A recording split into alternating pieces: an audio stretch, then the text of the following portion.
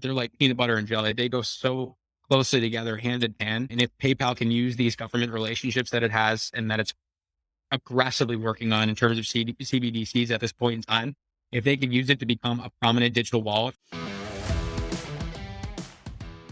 Can you talk about how their crypto offerings may benefit the whole sort of business ecosystem? Yeah, and it's a great question. So most of the M&A they've made to date, or most of the M&A they've done to date in the space of crypto, has really been just to acquire teams of talented people and engineers to jumpstart the hiring process in a very unique way. But crypto right now for PayPal, how they're operating it is very much so a bridge to central bank digital currencies or CBDCs that are very quickly becoming a very relevant part of the conversation in terms of a fiat currency being actually digitized by a central bank. PayPal, and Shulman talks about this all the time, their least favorite part of crypto is the price speculation and the fact that they trade as volatile assets. And really where they see crypto going is digital wallets and digital currencies. They're like peanut butter and jelly. They go so closely together, hand in hand. And if PayPal can use these government relationships that it has and that it's aggressively working on in terms of CBDCs at this point in time, if they can use it to become a prominent digital wallet for these governments, like they've been able to do for Bill Pay in Italy, for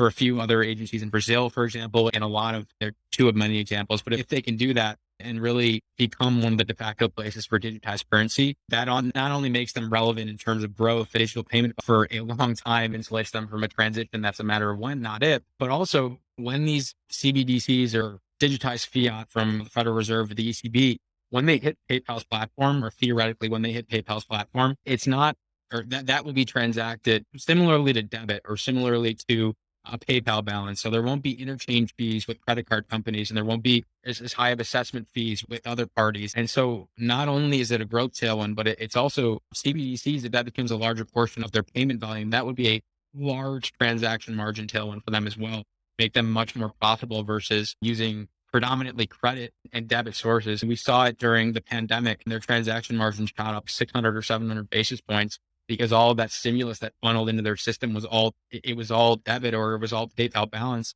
and the high third-party card fee that they were paying became a much smaller part of their book. And that can actually become a permanent trend if it can massage its way into being a prominent part of this transition, which they're trying very hard to do.